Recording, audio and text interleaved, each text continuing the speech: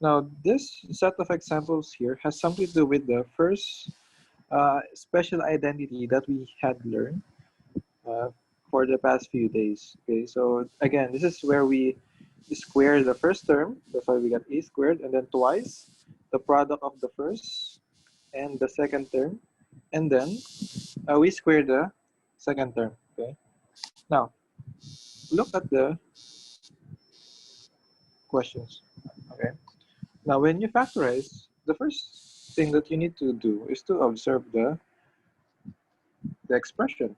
Okay, so observe the first, and by the way, class, when you're given a trinomial or three terms, 2, 3, always observe the first and the third term. Okay, this is the first technique in factorization. Okay, observe the first and the third term. Okay, now are both of them perfect square? That's the first question you need to ask. Are both of them perfect square? Okay, is x squared a perfect square? Yes, because obviously it's a square, right?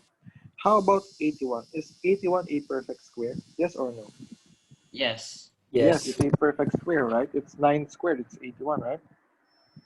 So if that's the case, so this is the only technique, okay? So if that's the case, if both the first and third term are perfect squares, okay? So basically you need to draw a bracket again, and then so you just get the root of the first and the third term, just that. So the first term, so what's the root of x squared? Basically it's x, right? And then plus, and then what is the root of 81? 9. Okay, 9. And then you just write squared at the outside, and then that's it. That's your answer. Okay. Okay, so do you have any question, class? All right. No. Maybe you're asking, why is this plus? Why is this not minus? Okay, again, class, it has something to do with this, right? You remember when we expand, the first sign always dictates. It is dictated by this sign right here. So if this is plus, that means that this is plus. Same. Now, if this is minus, that means that this is also minus, right? So again, this sign dictates the sign here. Okay. Now, how do we know if our answer is correct? Basically, we expand this. How do you expand this? Again, you square the first term, that's why you get x squared. And then twice the product, you remember, x squared plus, and then times 2 times x times 9, Times 9 and then plus plus 81, right? 8 yun. Okay. So what's the answer here? It's 18. So that means that if you expand this and then get this, that means you're correct. Because it's like just the opposite of the question. Okay. So let's have another one. So let's have letter B. Okay. So let's have letter B. So for letter B, we have x squared plus 12x plus 36. Okay. Now, again, what's the first step? So Okay, look at the first and the third term. Look at the ends of the expression. Okay, are both of these perfect squares? Yes, right? Is x squared a perfect square? Yes. How about 36? Is it a perfect square? x plus 6 square. Okay, that's it, right? Because 36 is a perfect square. So that's it. It's x plus 6 squared. Just that. Okay. Okay. All right. Let's have letter C. Okay, so for letter C, we have 9x squared and then plus 24x plus 16. Okay. Now we have coefficients in front of coefficient in front of our x squared. So again, the first I know. step is to look the first and the third term. So is 9x squared a perfect square? Yes, 3x. Yes, because 9 is a perfect square, right? Okay, how about 16? Is it a perfect square? Yes, Oh Or yeah, okay, yeah, it is. perfect Yeah. square, right?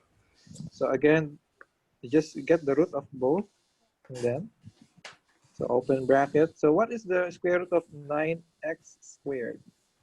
8 3x. 3x. Okay, just 3x, sorry. So just 3x, and then plus, and then what 4 is the root of 16? It's 4. 4. And then you just write square square. at the outside, and then that's it. Okay, so do you have any question, class? No. It's relatively easy, all right? Okay, let's have another one. Okay, I so forgot let's how to have do this. roots. Square roots. Roots? Okay. Anyway, you can use your calculator if you're confused with the roots. Okay, but I suggest, because it's always like this. Okay, so because before I tend to memorize the roots and then the cubes. Like starting from 2, you have 4, and then what's next? We have 9, and then 16, 25, 36, 49, then 64, and then what's next after 64? It's 81, okay, and then 100, right? So these are the perfect square numbers, okay? And then beyond that, you have 121, okay? So You it's have in squares in like 121, twos or 140. fours. Oh Oh, no, it's it's in square. That means 2 squared is 4, 3 squared is 9, 4 squared is 16, 5 squared, okay? So I had this before when I was studying, actually. Okay. So you multiply the number by itself. Okay. Okay, so let's have another set of examples applying that same concept. So remember, class, when you're given 3 terms like this, the first step is to just look up the first and the third term. Okay.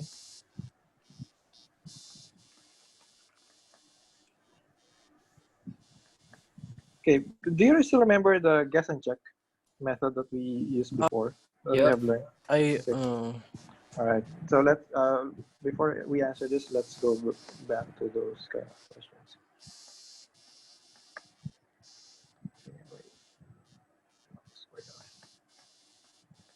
Okay. So let's have okay. So let's say let's go. I mean, we went back to those questions. Okay. The when we guess and check. Plus 5x 6. Okay. Now look. This is the same as this, right? They have 3 terms. 1, 2, 3. This is also 1, 2, and 3, right? Okay, right? It's like 2. Okay. But yeah. observe. If you observe the first and the third term, are both of them perfect square? Yes or no? Yeah. Hmm. Both of them are both of them perfect square. Well, x squared is a perfect square, but then is 6 a perfect square? Oh, No. No, right? It's not a perfect square. So that means if that's the case, we cannot apply that what we're doing right here. Okay. So that's why when you're given something like this, a trinomial, okay, an expression with 3 terms, you observe the first and the third term.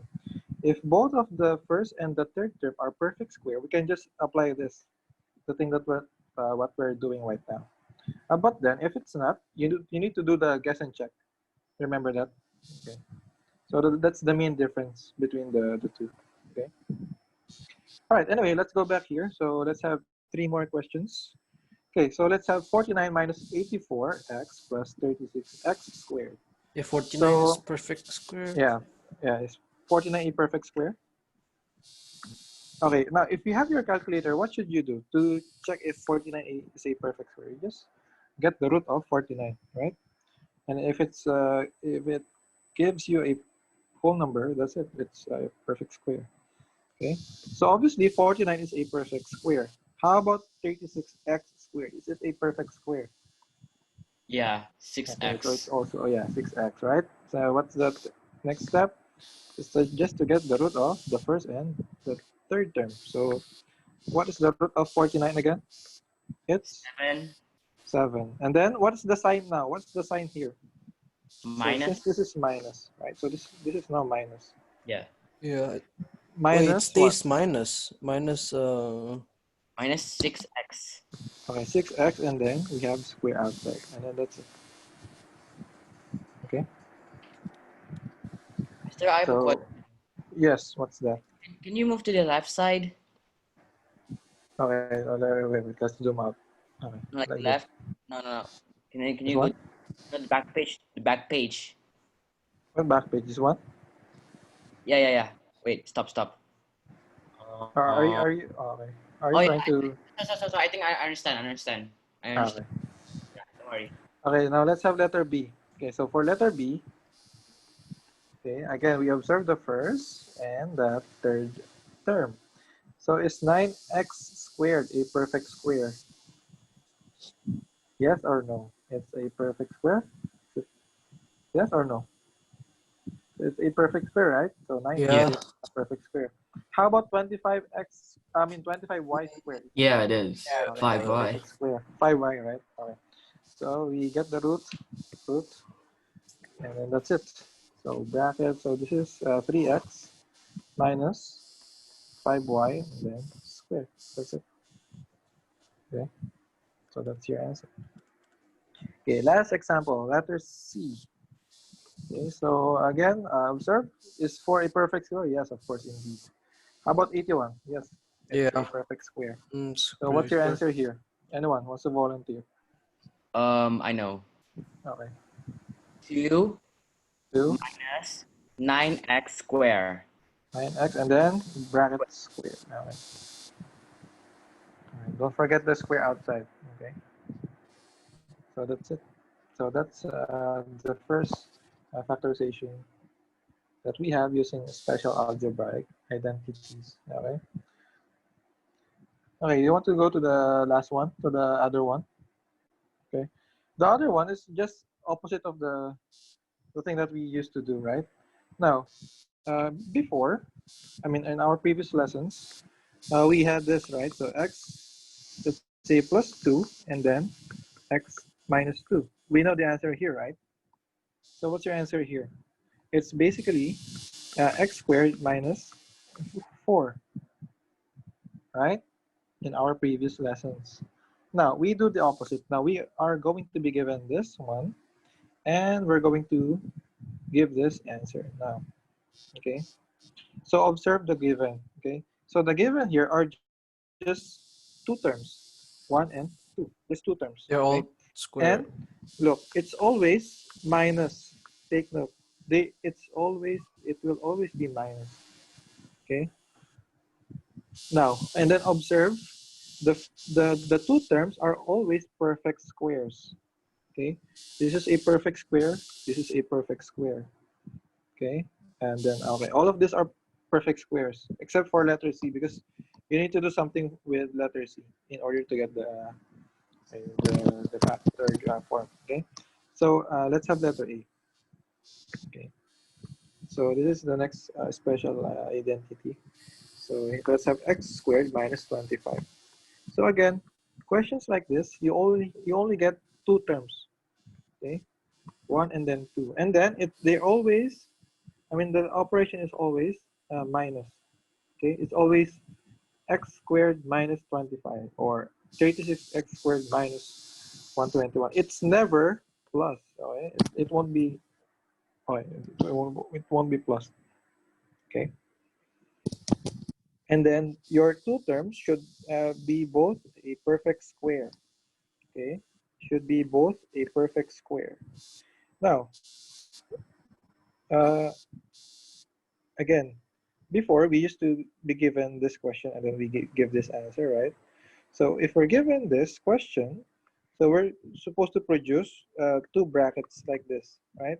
So in here, so we basically draw two brackets, and then so we just get the root of both here. So what's your answer here? So this is x, and then one is minus 5, and then the other one is plus 5, and then that's it.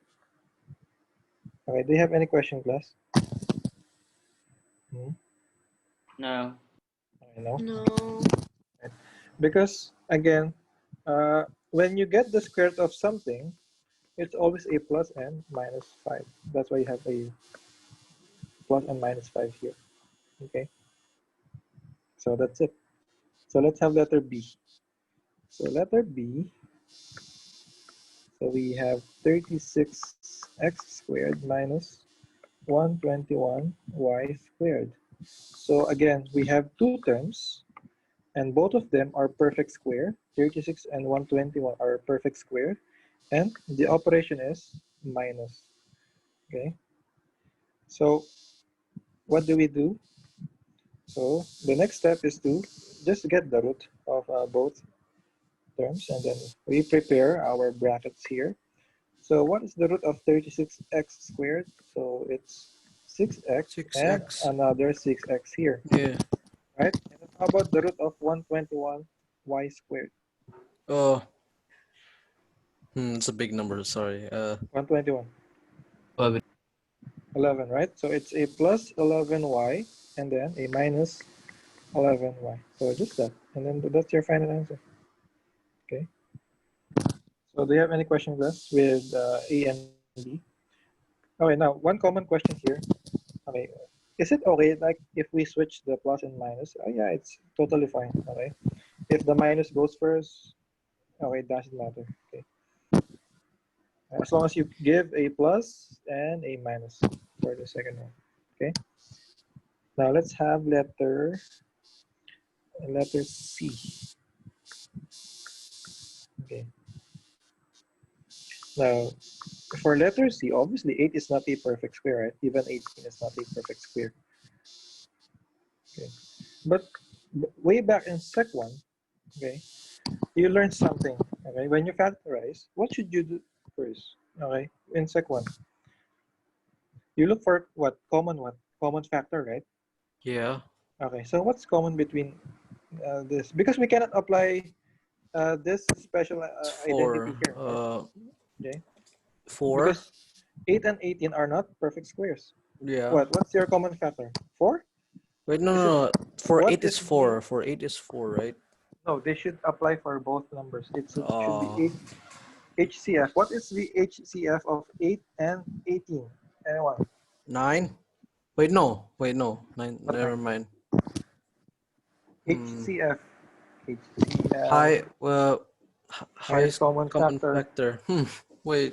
Where do you get that? It's been a long time since I heard that. Alright. So what is the HCF of 8 and 18? Anyone? Anyone from the girls? I'm not hearing the girls. Come on. Try. 8 and 18. What's the HCF? What's the highest common factor of 8 and 18? Okay, a number that can divide 8 and 18. That's the question there. To be really honest, I actually kind of forgot how to get Forgot. like CF and HCF. LCM. Okay. Okay, Completely so forgot everything from Sec 1. okay. It's fine. Okay, I'll recall you guys. Okay. So basically, think of a number. Okay, let's remove the terminology HCF. Okay, just think of a number that can divide both 8 and 18. I mean the biggest number, right? Is it 2? Can we use 2? Yeah, 2. Yeah. But is it the biggest? Because if we use 2, we're going to be repeating ourselves like 2 times or 3 times because we keep on using the smallest number. That's why we need to look for the biggest number. Okay. So okay. So let's have. It's 2, but it's not the biggest, right? How about uh, okay? How about 4? Can we use 4 for both? I don't think so. I think it's just 2, right? Okay, so 2 is the biggest. Okay, so Victoria is correct. So 2 is the only HCF besides 1. Because Between they're in the same fact. okay. So 8 and 18. We cannot use 4, right? Because 18 cannot be divided by 4, Hey, yeah, I was thinking about right? 4, but then I realized that it doesn't work on 18. Yeah, yeah. It works on 8, but it doesn't work on 18. So it's So not it's 2. possible. So Two is just the 2, right? correct So just one. 2. Okay. All right, so 2 is your common factor. So what do we do next? So 8x squared divided by 2, what do you get? So 8 divided by 2, it's 4. 4x squared, right? And then negative 18y squared divided by 2. What is negative 18 divided by 2? It's a negative 9y squared. All right, so what's next? Are these now perfect squares?